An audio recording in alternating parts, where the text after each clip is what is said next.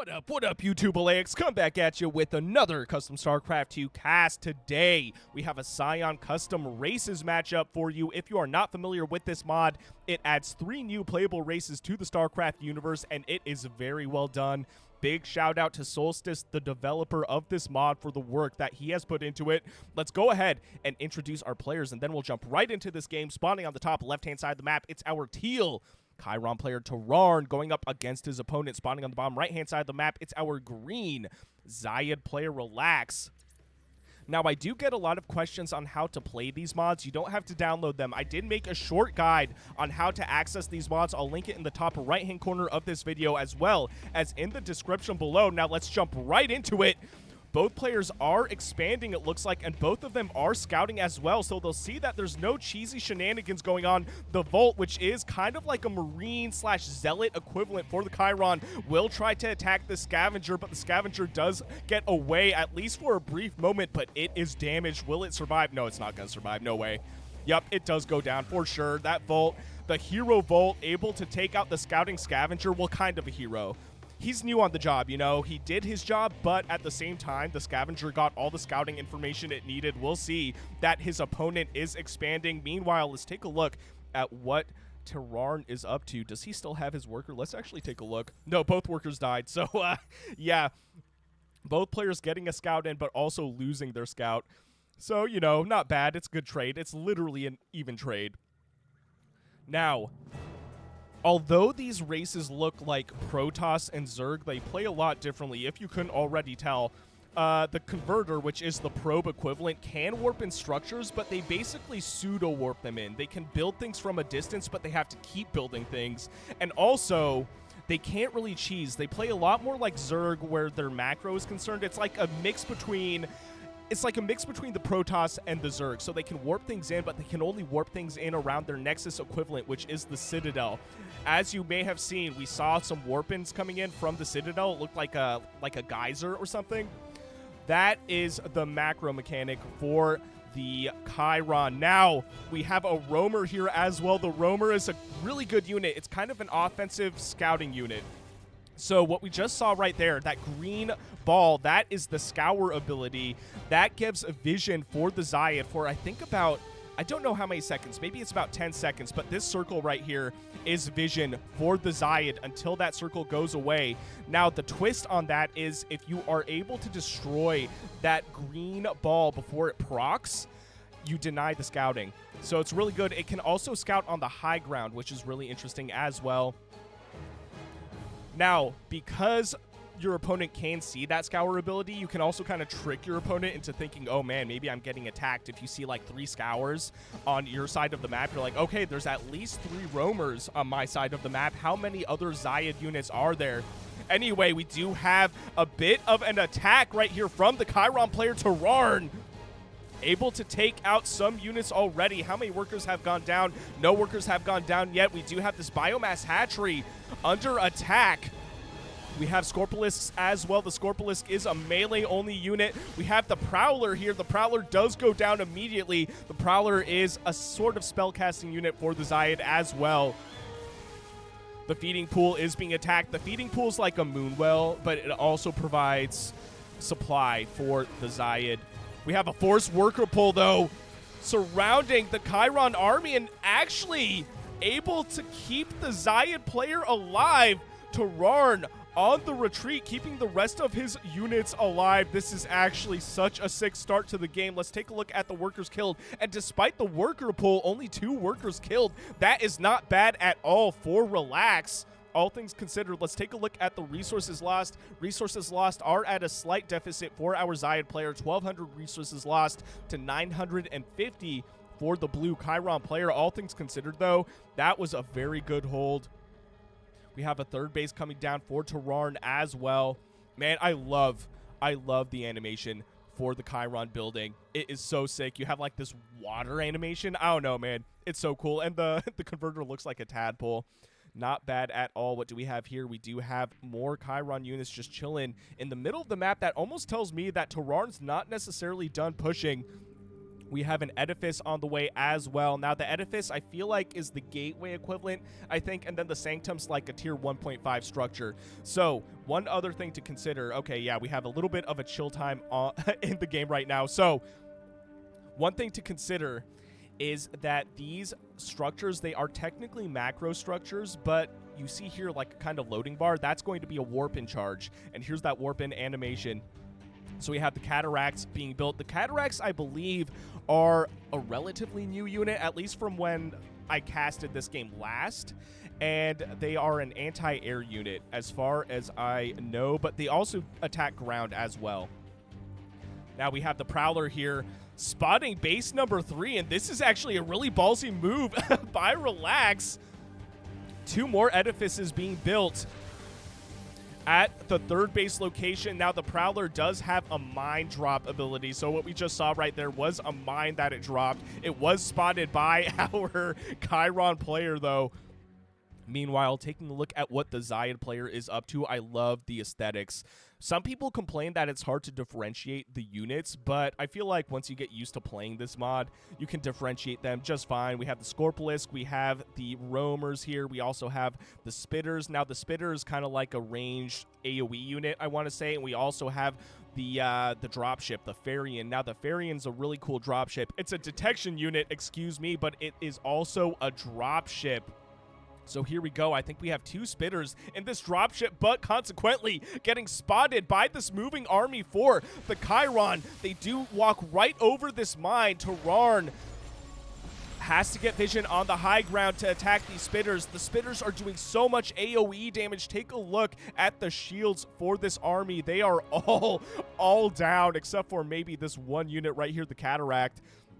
Now, one other interesting thing about the Chiron is they regenerate shields and health simultaneously, but shields regenerate faster than the health. So it's kind of like a mix, once again, between the Zerg and the Protoss, which I find really interesting. And it kind of makes sense when you look at them. They almost look like some weird mix between Zerg and Protoss. Not necessarily hybrids, but I mean, take a look at the converters. They're basically like a mix between the drone and the probe.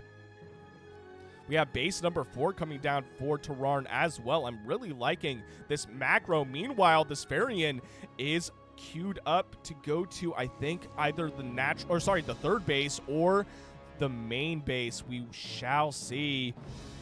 Now, I've never seen Spitters attack workers. This is going to be really interesting to see once Relax decides to go for it. And I think he's kind of got his eyes on base number 3. That would be the best one to go for, because then you might, you know, bait Terrarn into protecting base number 3, and then you just fly into the main base after that.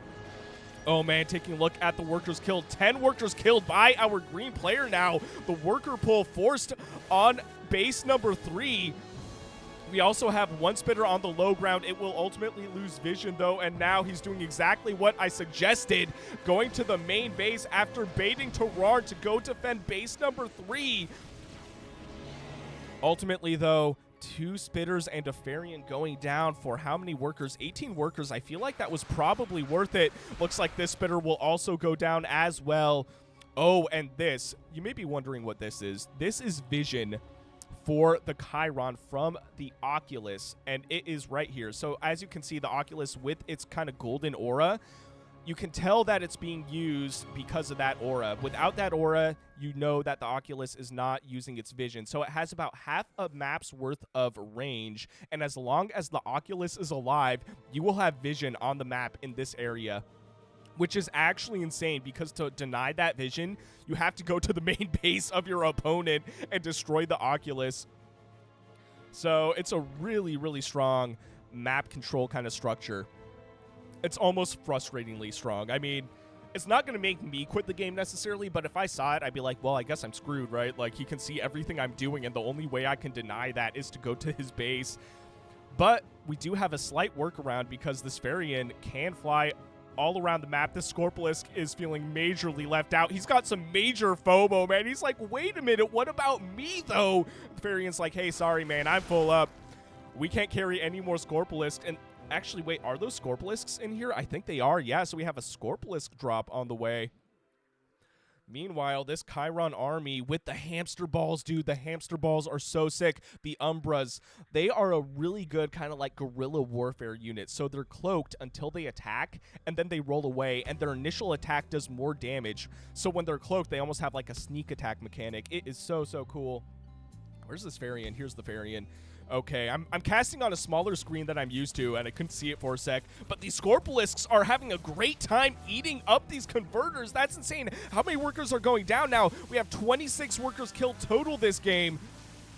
Oh, man, this is actually really rough. We do have a warp-in of some units able to take out some of these Scorpolisks, the Varian ultimately going down, but these Scorpolisks are still alive. 30 workers now killed by our green Xayid player for not that much commitment, honestly. Ultimately, the Scorpolisks do go down. We have a grand total of 32 workers killed by the green player to only 2 killed by our teal player. This has been a really good game so far. Kind of a fun fact, my first big video on this channel was a Scion Custom Races video. Somebody emailed me a game and was like, hey, look, are you down to cast modded StarCraft? And at the time, I didn't know how far the mods went. I didn't know how deep the rabbit hole was.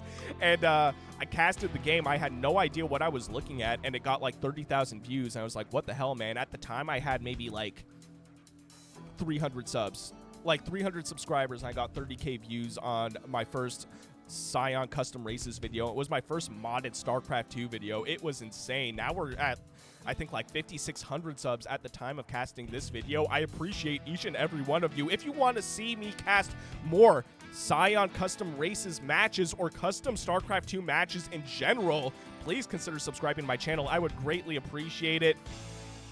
Now, this army is looking mighty scary. We have the Spitters with their major AoE damage. We have another Variant. I would love to see another drop from Relax. Clearly, they've been doing a lot of damage. Taking a look at the army supply, it's relatively even. 103 army supply to 90 in favor for Terrarn, actually. Terrarn looks like he's going for some harassment of his own, and this is exactly what I was talking about. We're going to see some guerrilla warfare with these hamster balls. Oh, man. Okay, so we... luckily for Relax, don't have any saturation at base. What is this? Number 5, I think. So we'll see. Oh, man, these roamers may have spotted the shimmer from the Umbras.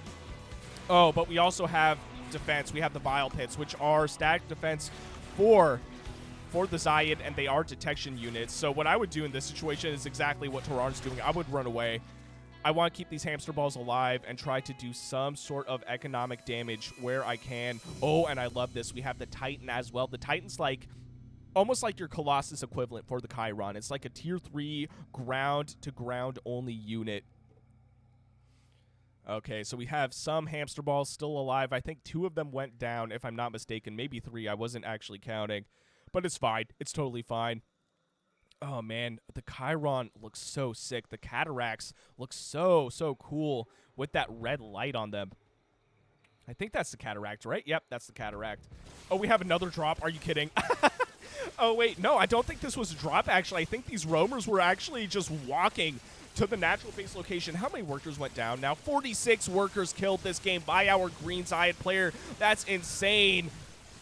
And it looks like our Chiron player is saying, you know what, screw it. I keep getting hit with the harassment. I got to do some damage of my own. And this is exactly what you want to do in this situation, I feel like. You can only get harassed for so long before you're forced out of the game. You have to do some economic damage of your own. Unfortunately, though, we have a lot of scary units here. We have the Masilisk, which is your basically Ultralisk equivalent, but it does have a siege mode that allows it to attack air units. Really not that important right now because we have a exclusively ground army for our Chiron player, but the DPS on the Xayid army is actually insane. Oh, man. Some great DPS from our Chiron player, though. I believe the Crux is doing some spell cast. I can't remember what spell that was, though, but the Crux is a spell casting unit. It's right here, the Crux, which is about to get killed by the Masilisk. Oh, man. And on the back of this, we have what is more harassment coming out from our green Xayid player, Relax. A total of 71 workers killed. Now, what we just witnessed right there, I believe, is a dying mechanic from the spitter. When they die, they do more AoE damage. So that's what we just saw right there. The Zavolt is majorly traumatized.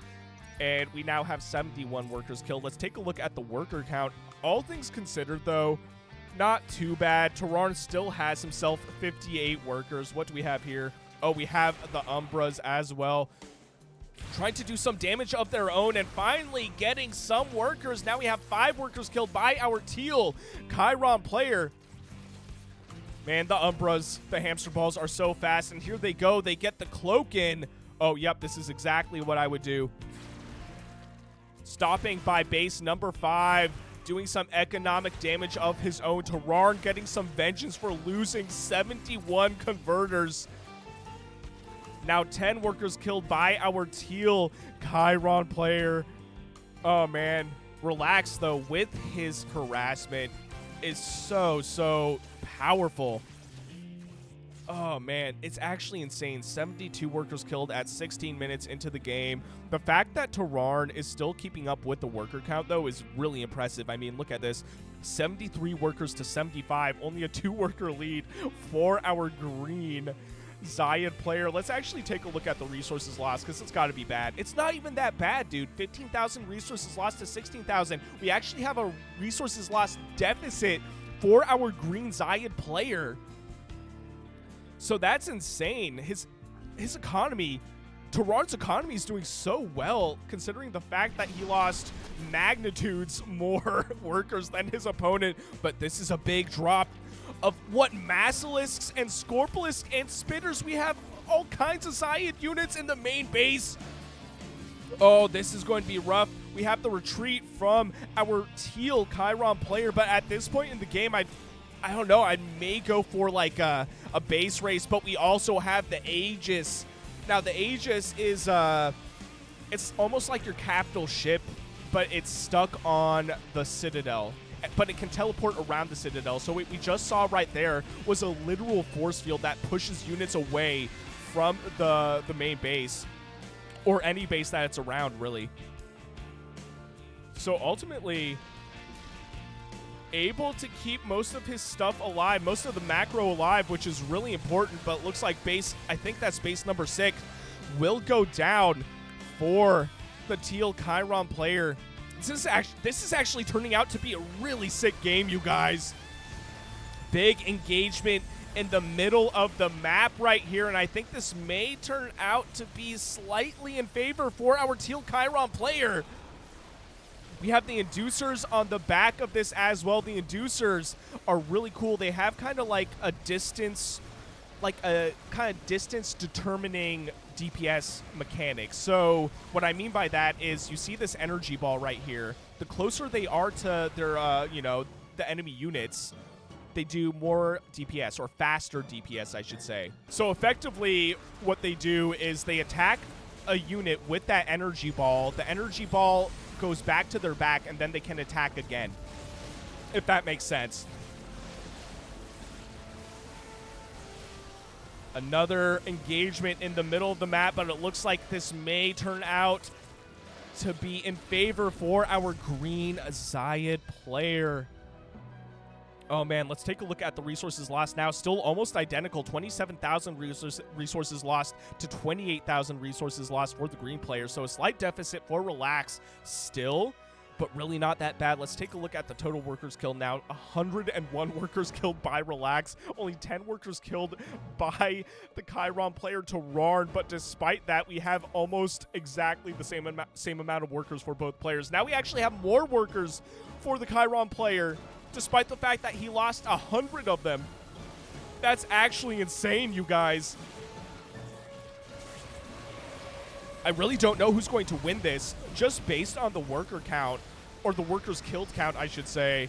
I would say that the Xayid player's in the lead, but then looking at the other metrics, like the resources lost and the current worker status, it almost looks like Terrarn is still kind of in the lead.